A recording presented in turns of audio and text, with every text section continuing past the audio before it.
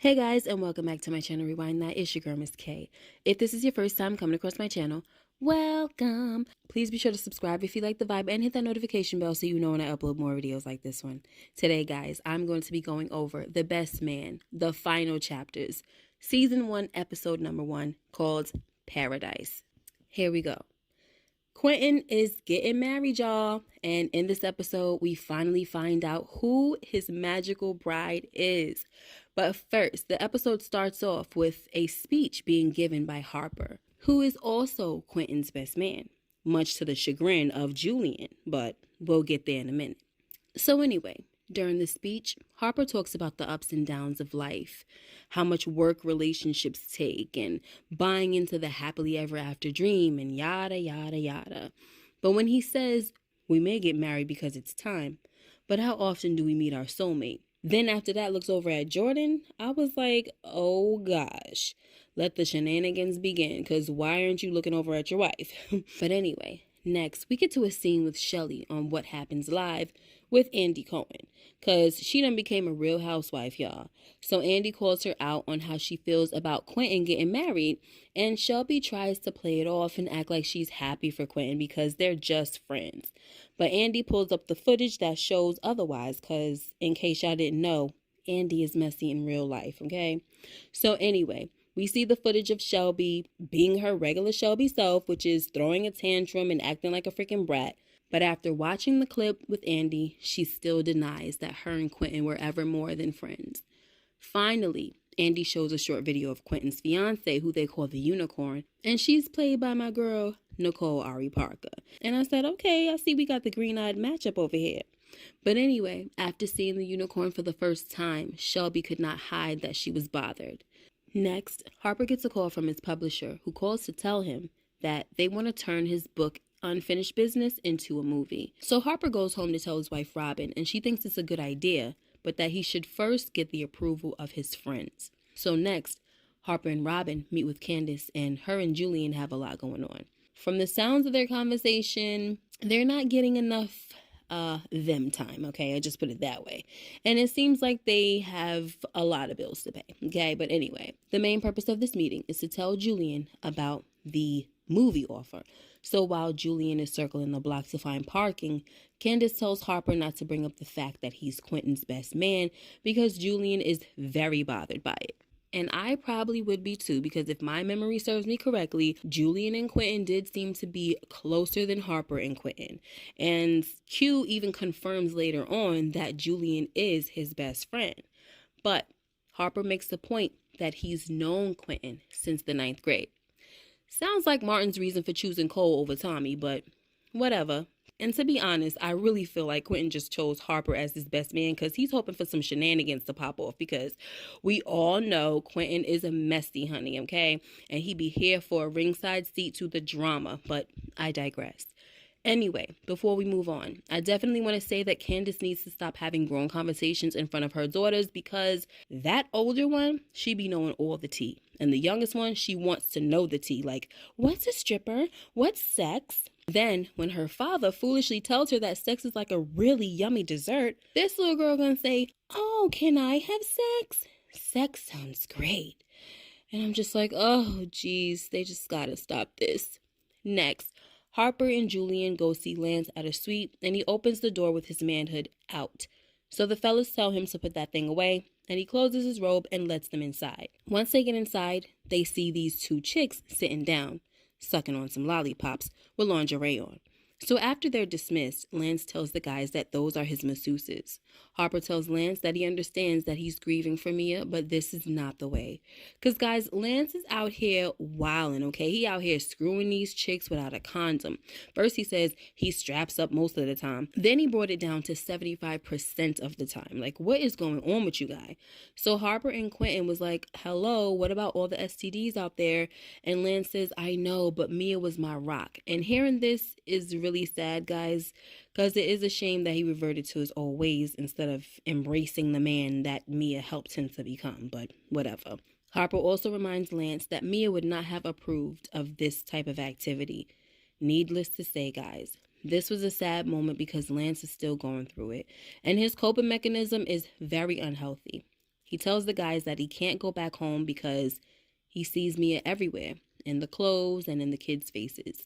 Then when Julian tells him to take baby steps, like, start dating, Lance says, no, I don't want nobody else, and I don't ever want to care that much again.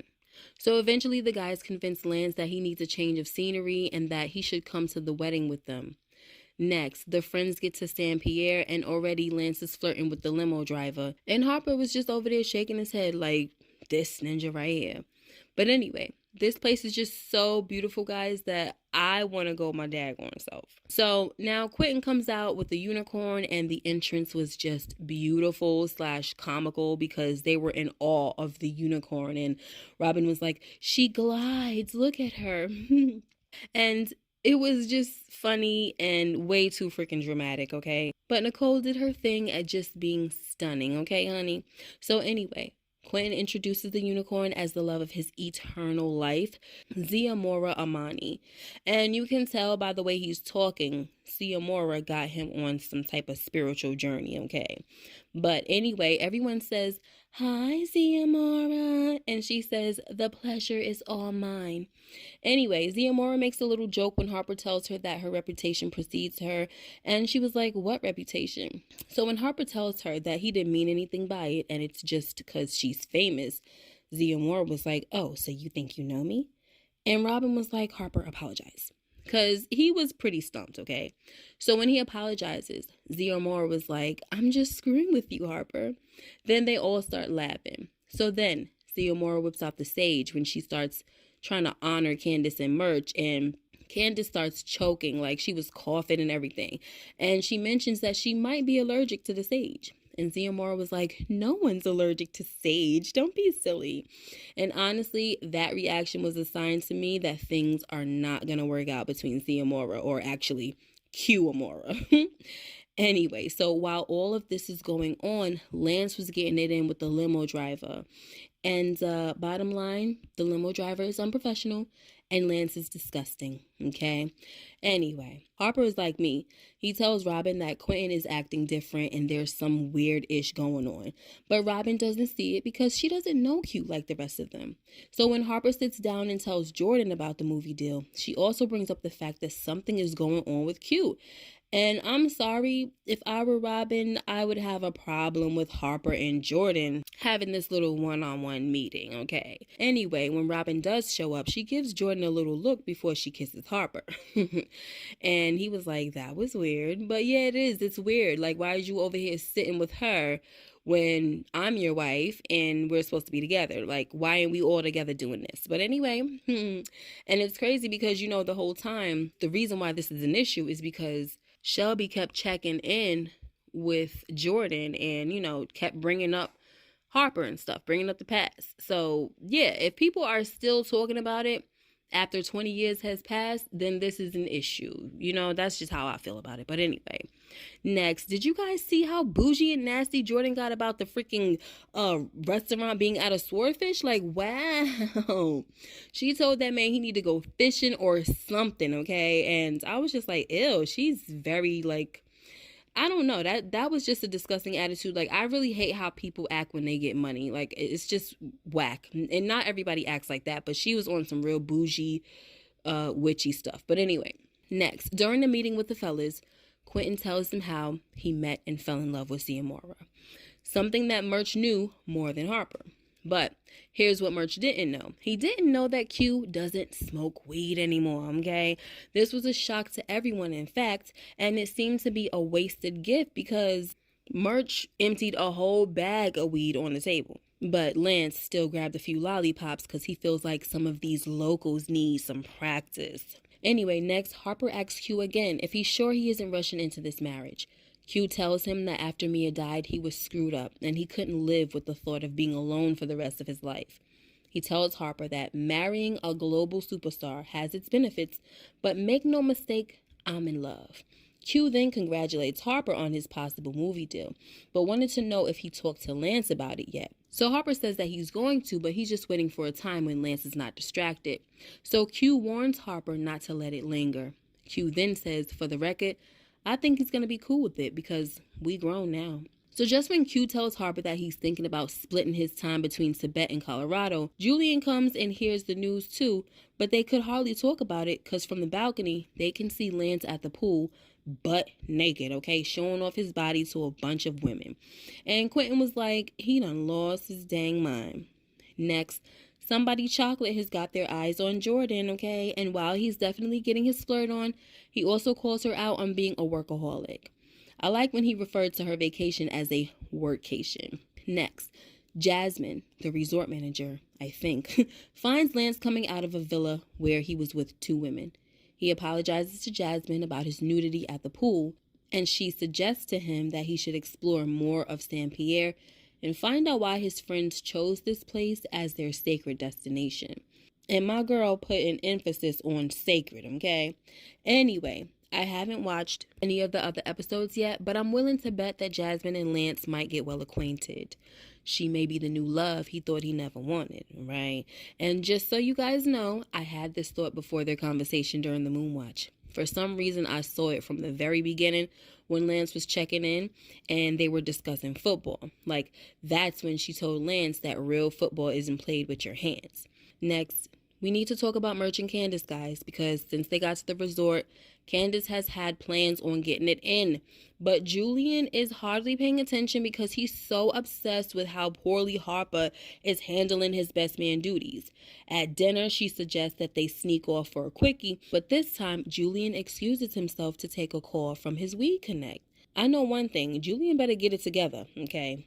Next, Harper finally tells Lance that he's been offered to turn unfinished business into a movie. So, to Harper's surprise, Lance says, okay, congrats, dog. So before they could finish talking about it, Quentin's father makes an announcement for a toast, and then the friends have to sit through a very narcissistic speech given by Ziamora, some of which might have been fabricated, according to the side remarks by Julian and then by Candace.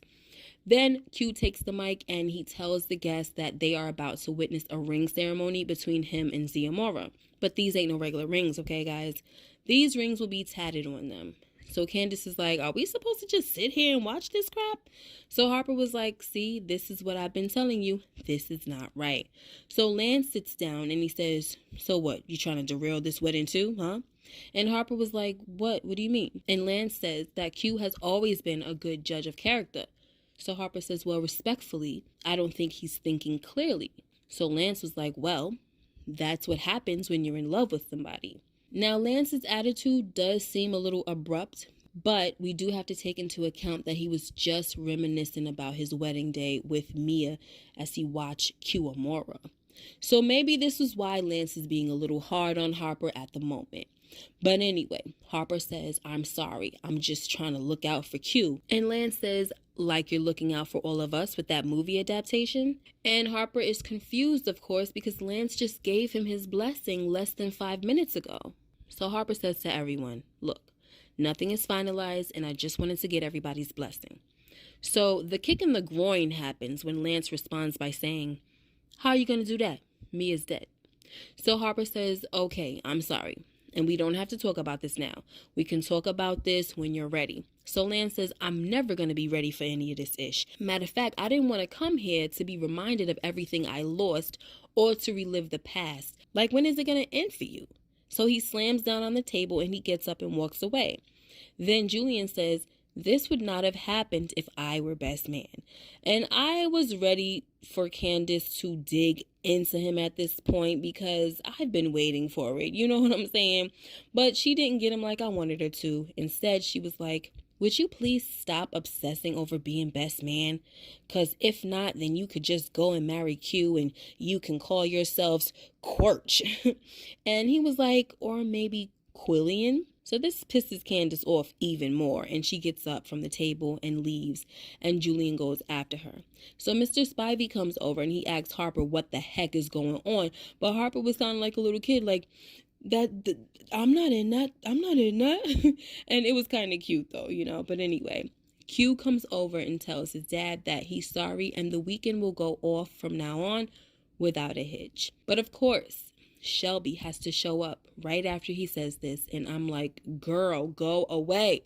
But I already feel like he's going to wind up marrying Shelby anyway, right? Plus, I'm still waiting for her to reveal that her child is his. But anyway, when she shows up, she says, Julian. Then she was like, oh, I'm sorry, old habits. I meant to say, hello, Quentin. Just a hot troublemaking mess, honey, okay? But that is how the episode ended. Let me know what you guys thought about this episode, and I will have more episodes to follow.